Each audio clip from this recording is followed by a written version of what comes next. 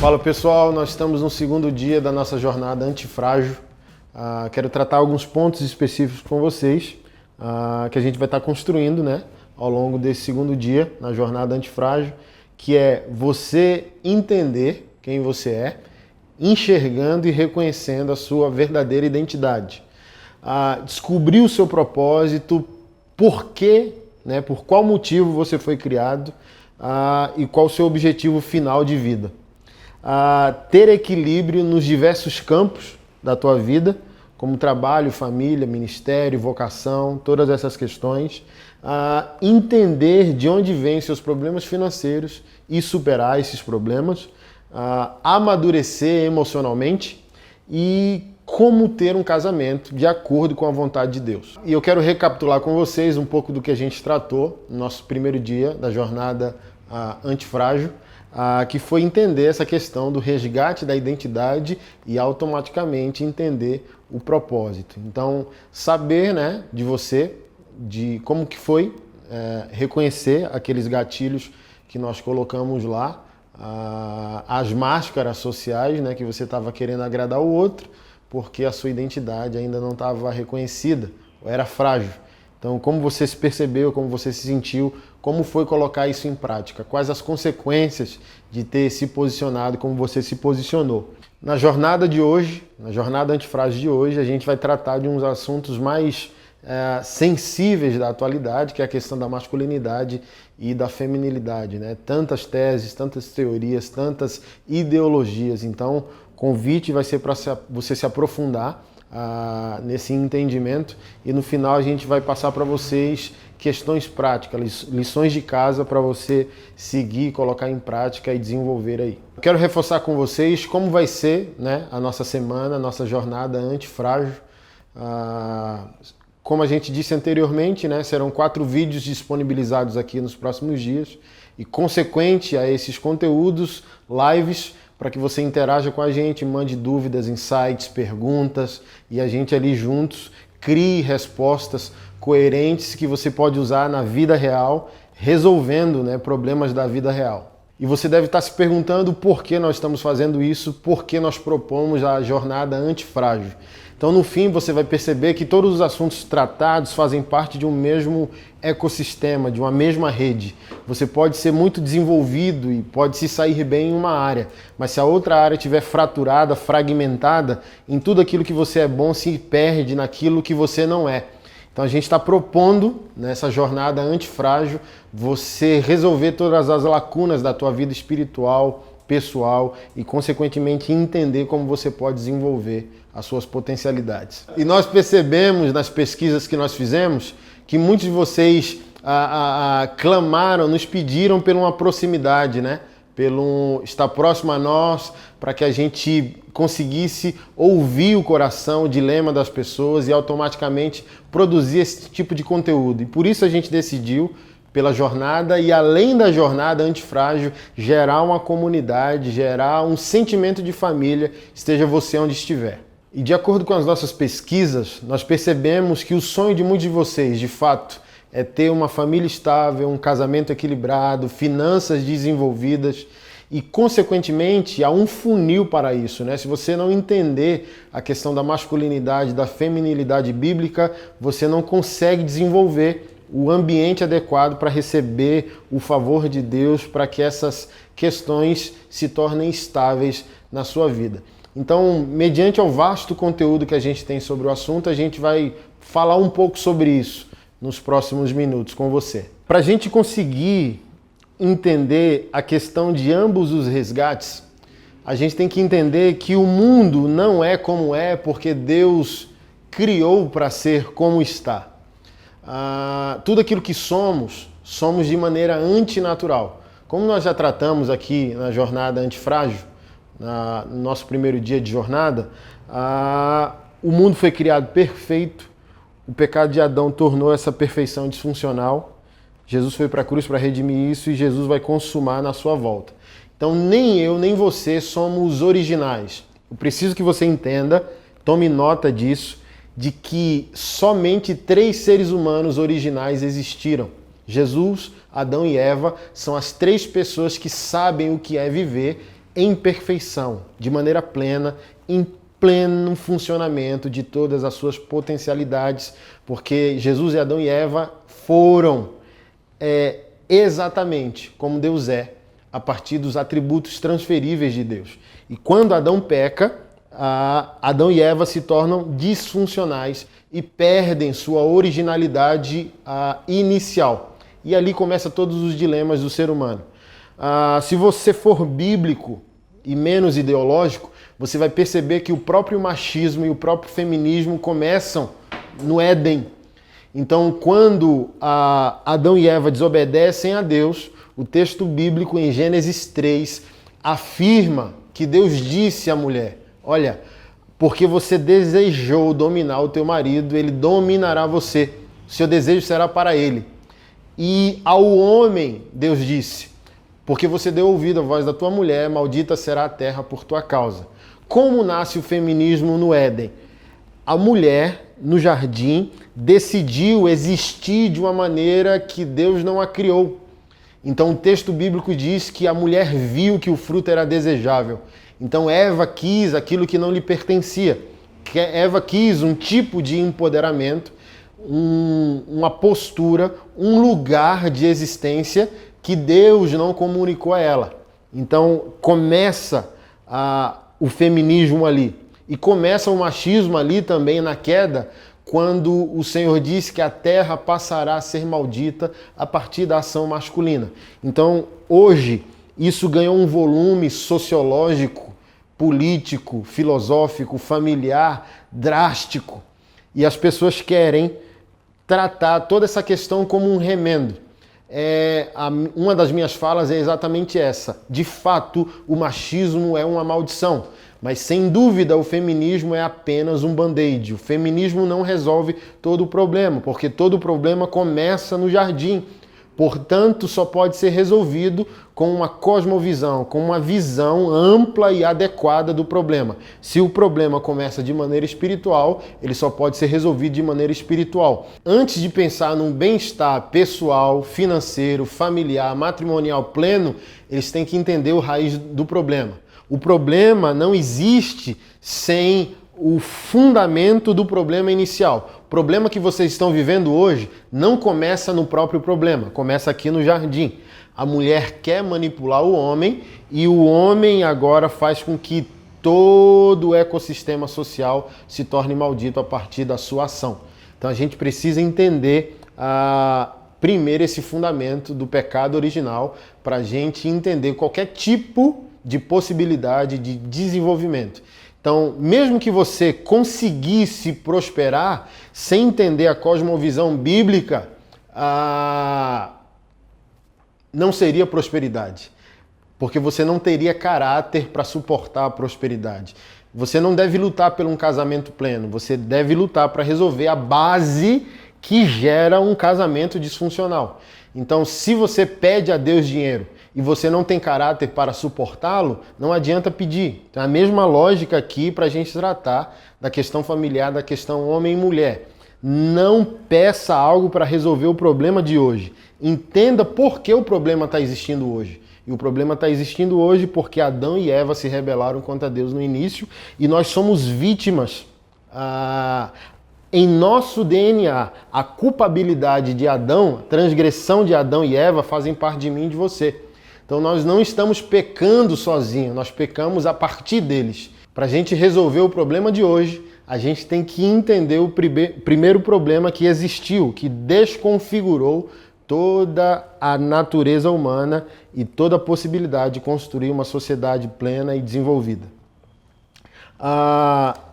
Eu convido você a enxergar comigo. Tome nota, se você tiver com Bíblia, abre para você tomar nota dos textos.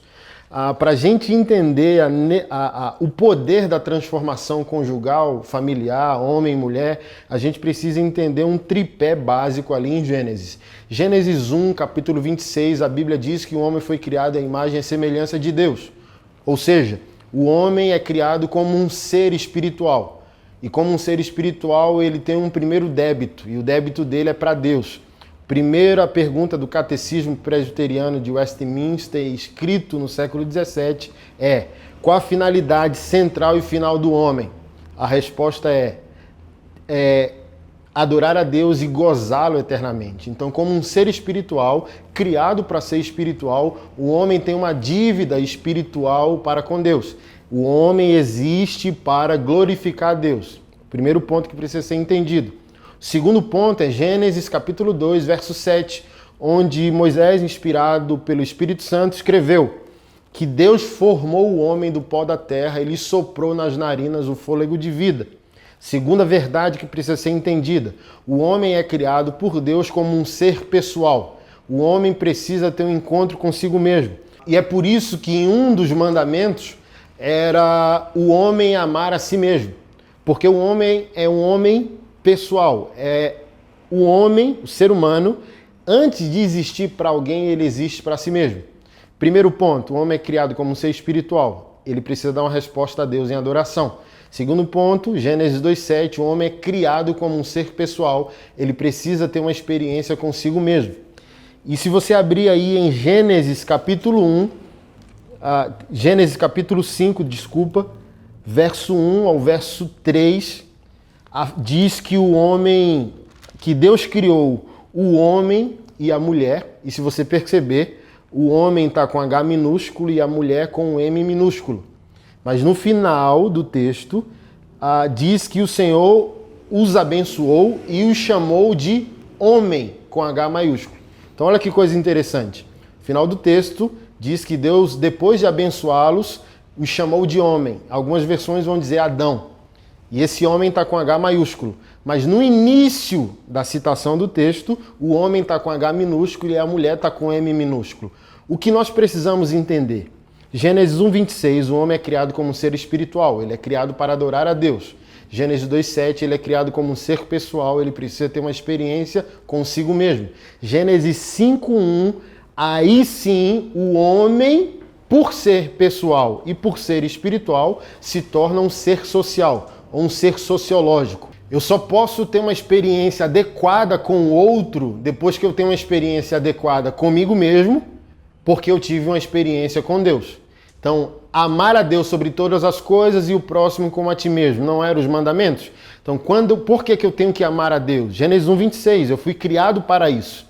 E a consequência disso é Gênesis 2,7, eu existo para mim mesmo. Eu tenho uma experiência comigo, eu me conheço. E eu tenho agora personalidade, identidade, autorresponsabilidade e autoconsciência. E então eu consigo ser um ser social, eu consigo ser filho, pai, marido, cidadão, trabalhador, empresário, empregador, político, missionário, pastor, por aí vai. Qual que é a tragédia das relações humanas? As pessoas querem coletividade sem individualidade, sem espiritualidade. Eu quero ser um bom marido, mas eu não estou me reconhecendo como um ser pessoal e um ser espiritual. Então a gente está querendo resolver o problema, mas o problema começa antes do problema. Olha, eu quero um casamento melhor, mas você não é indivíduo. Você não respeita a si mesmo como um indivíduo. E você não adora a Deus. Então nunca vai conseguir ser um bom marido. Nunca vai conseguir ser uma boa esposa. É um tripé.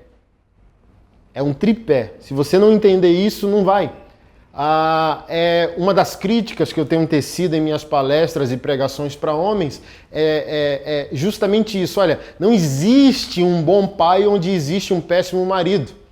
Então, nós homens cantamos que somos bons pais, mas se nós somos péssimos maridos, já estamos ensinando os nossos filhos a que tipo de homem eles serão daqui a 20 anos. Ou seja, se nós estamos dando uma péssima didática para os nossos filhos, longe de ser ótimos pais, nós estamos sendo. Então, se você deseja ter uma família estável, um relacionamento equilibrado, se você deseja o pleno desenvolvimento da tua masculinidade, se tu deseja o pleno desenvolvimento da tua feminilidade, você tem que reconhecer a Bíblia como uma cosmovisão adequada, a Bíblia toda, para o homem todo. Um ser espiritual, um ser pessoal, um ser social. Por exemplo, por que as relações não vão bem?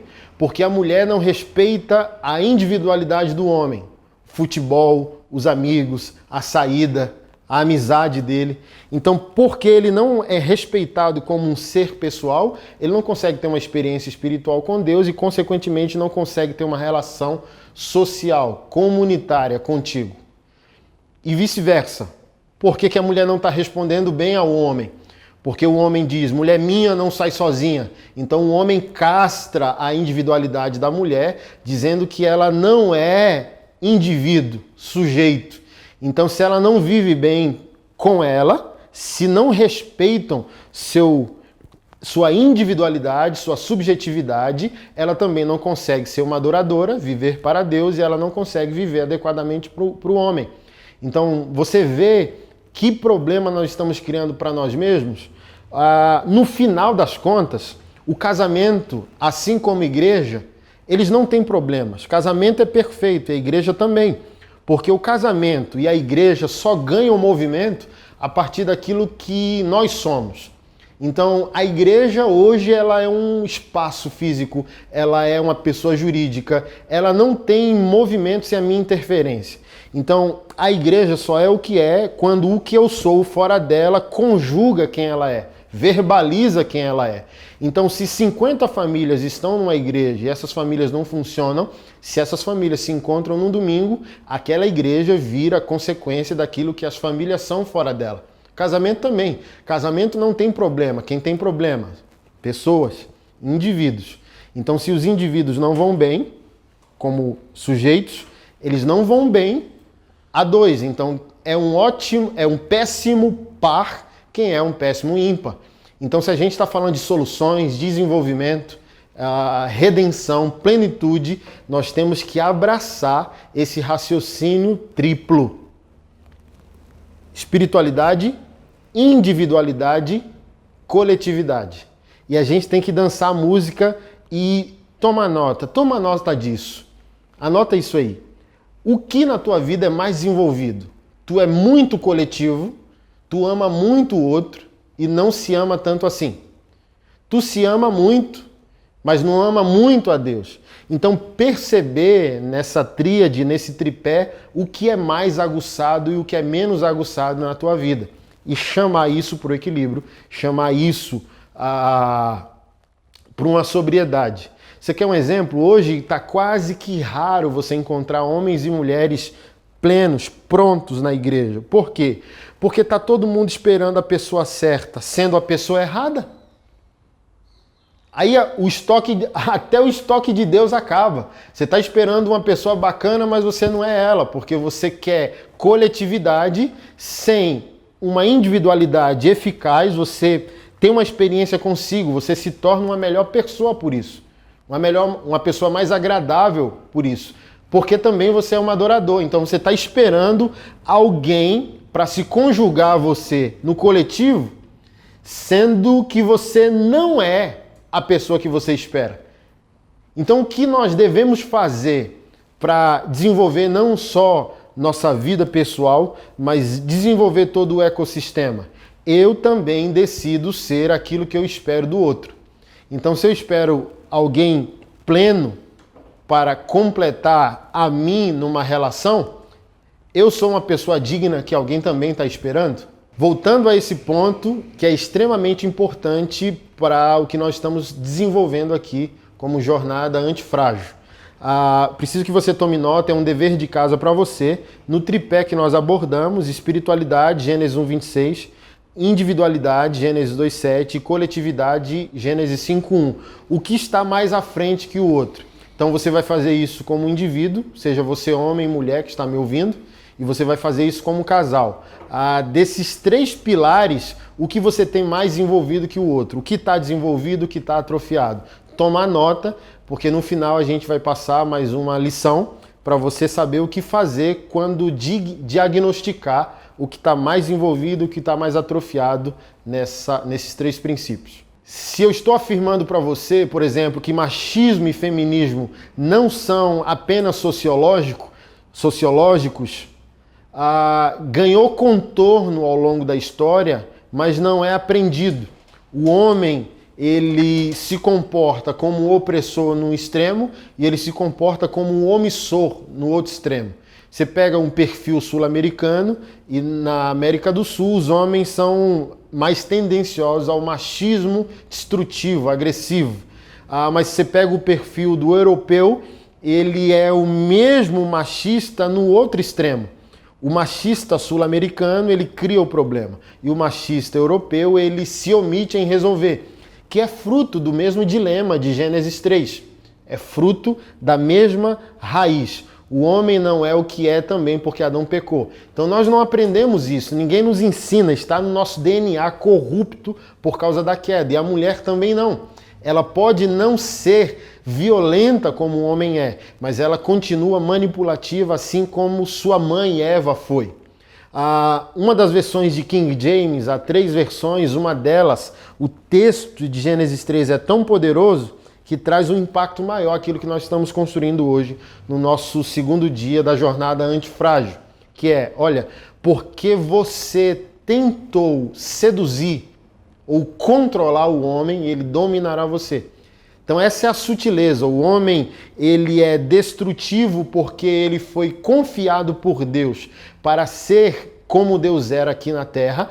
É como se Deus criou Adão para Adão ser um Deus sociológico. Um D com D minúsculo, um D com aspas. O Deus ou guardião da sociologia humana. Adão era responsável de maneira apostólica, o que nós chamamos na teologia de mandato cultural, de transferir a realidade dos céus para a terra. E quando Adão peca, Adão perde sua divindade sociológica e ele passa a ser corrupto, portanto ele passa a corromper quem ele deveria proteger. Por isso os grandes índices de violência, estupro, homicídio, quase todos os males sociais têm um homem como protagonista. Isso é didático. Porque você pega a massa corpórea do homem, ela é mais eloquente que a da mulher. Então o homem foi criado por Deus para ser guardião, para ser profeta, para ser pai, para ser provedor.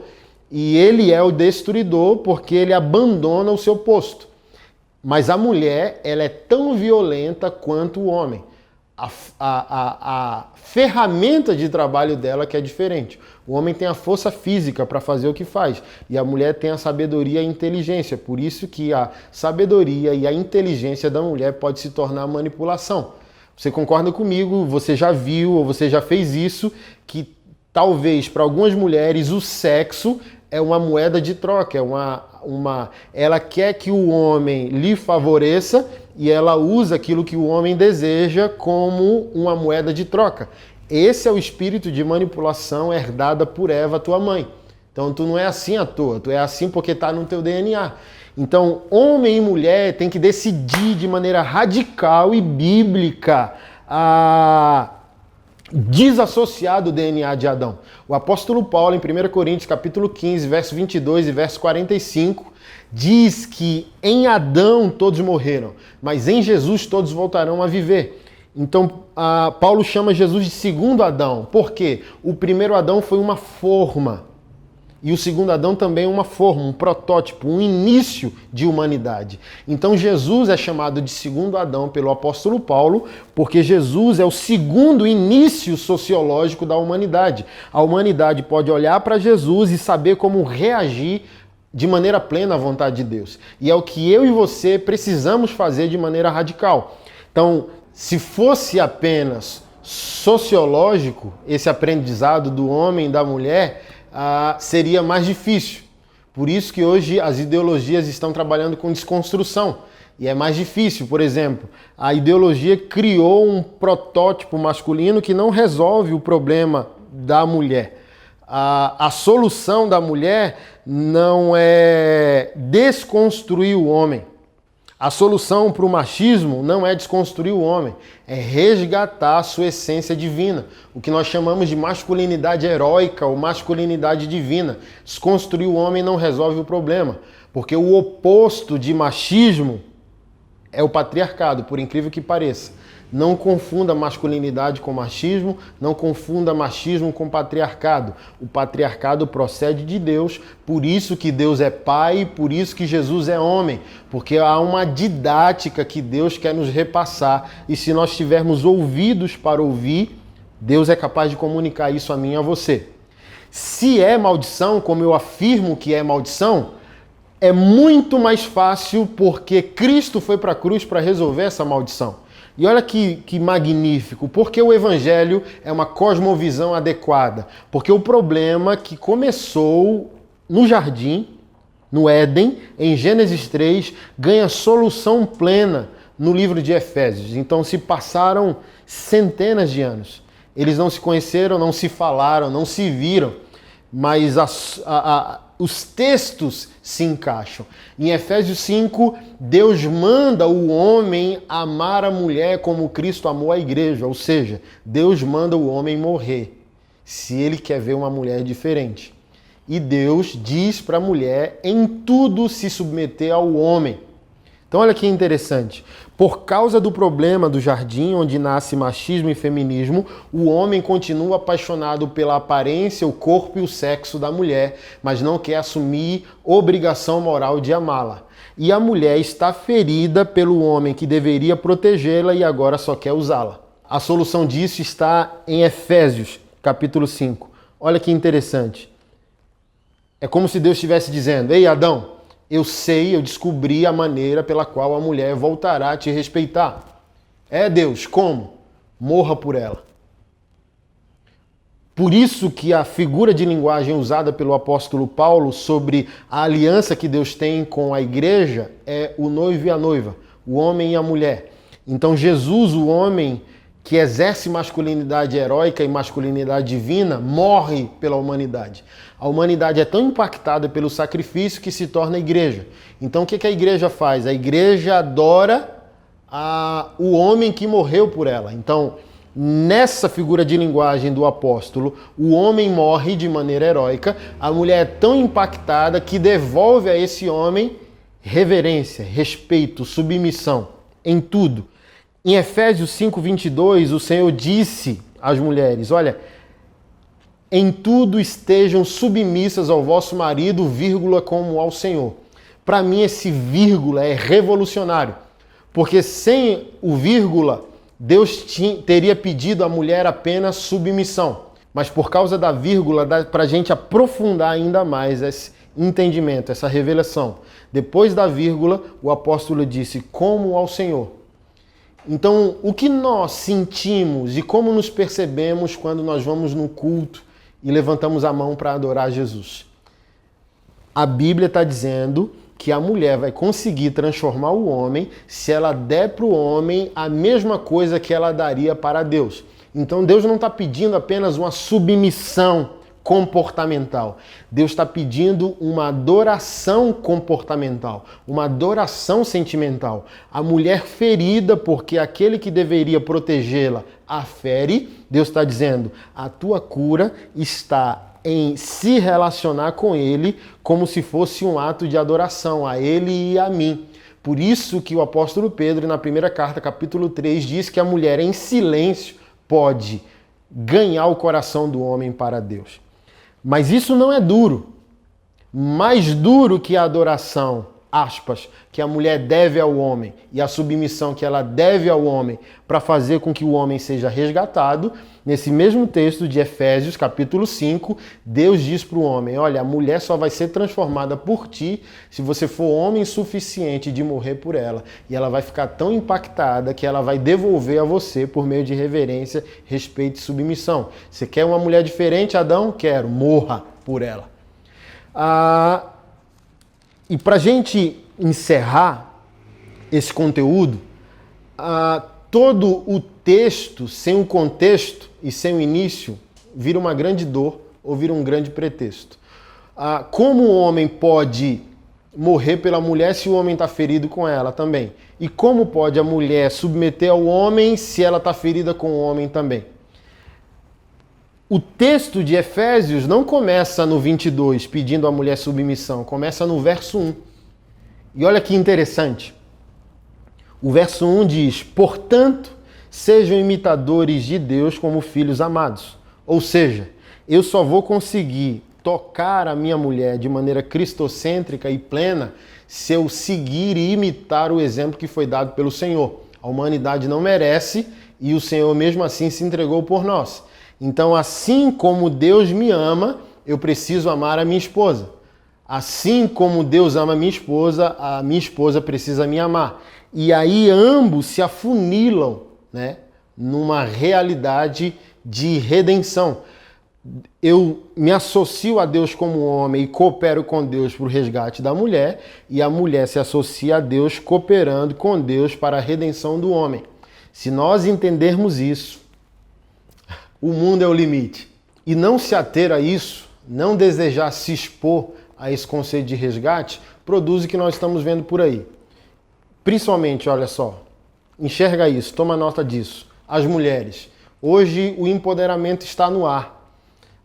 Mas eu afirmo, por A mais B, por experiência pastoral, por análise sociológica, ano passado nós rodamos em 22 países e eu me julgo um artesão social, alguém que está de olhos abertos no centro da cidade, percebendo como o ser humano é, como o ser humano reage à espiritualidade, à sua cosmovisão de vida. E afirmo, toda mulher só será feminista dos 20 aos 40. Então hoje você pode estar aí arrotando empoderamento, arrotando feminismo, e depois dos 40, no mínimo, você vai ter vencido, aspas, na vida, sem ter com quem dividir a tua vitória. Cansada, desfalecida, principalmente se lutou pela família, pelos filhos sozinha e exerceu uma força que Deus criou para ser exercida a dois. Então, tem problemas que os homens criam para si e criam para as mulheres. E tem problemas que as mulheres criam para si mesmas. Então, quando a mulher quer existir de uma maneira que a Bíblia não autoriza ela a existir, ela traz sobre si cansado, enfado e decepções extremamente rancorosas, e vai fazendo recortes até desonestos da própria palavra. Por exemplo, existem irmãs tão cansadas e tão radicais que ousam afirmar que o apóstolo Paulo foi machista. Como pode um homem que disse não há grego, não há judeu, não há escravo, nem livre, nem homem, nem mulher, todos nós somos um em Cristo Jesus? E as mulheres usam dessa defraudação bíblica porque o apóstolo Paulo disse que a mulher deveria aprender calada na igreja e perguntar ao marido em casa. Então, olha só, um pouco de contextualização para você, para acalmar o teu espírito e você colocar a tua vida em processo, em desenvolvimento. Então, Paulo não fala uma igreja judaico-cristã, que já teriam por fundamento moral e comportamental a lei. Ele fala para uma igreja gentílica, uma igreja pagã, onde geralmente a mulher era sacerdotisa, ela liderava todo o rito, toda a ritualística ou teologia daquela seita pagã. Quando ela converte e vem para a igreja, ela quer exercer a mesma proeminência ou o mesmo tipo de liderança que ela exercia na seita. Então, Paulo está dizendo, em outras palavras, o seguinte, olha, o evangelho é todo para o homem todo, o homem é o Deus sociológico, o evangelho precisa resgatar ele como um pilar, como um fundamento. A partir do resgate dele, toda consequência positiva é capaz de acontecer. Mas se a mulher sem sabedoria anula também o resgate que o homem deveria ter, nenhuma coisa nem outra. É como se o apóstolo Paulo estivesse falando, olha, você pode até ser capaz, mulher, mas se você domina todo o processo, não tem como o evangelho devolver o homem para o lugar dele. Então, essa decisão também da mulher, eu sei que os homens são omissos, mas a decisão da mulher de se tornar extremamente viril, extremamente hostil nesse tempo filosófico que nós estamos vivendo, impossibilita o evangelho de fazer o seu resgate pleno do homem. Então o homem se afeminou, sim, mas a mulher se masculinizou. Então a mulher sábia, sóbria, bíblica, ela precisa assumir uma posição moderada para cooperar para o resgate desse homem. A consequência dessa virilidade feminina são os homens sensíveis, emasculados, esquerdomachos, como dizem aí na rua, que é um homem menos potente, é o homem menos viril. E isso tem acometido a igreja de maneira drástica. Então, observa que a virilidade da mulher produziu um homem menos viril. E se você é homem e está me ouvindo, não tenta esconder tua falta de virilidade na docilidade de Jesus. Porque Jesus não é só dócil, Jesus é viril. Jesus é dócil como um cordeiro e é viril como um leão. Então não usa como desculpa que as mulheres se masculinizaram para ser um homem pouco viril, emasculado, frágil, omisso, bananão como você é.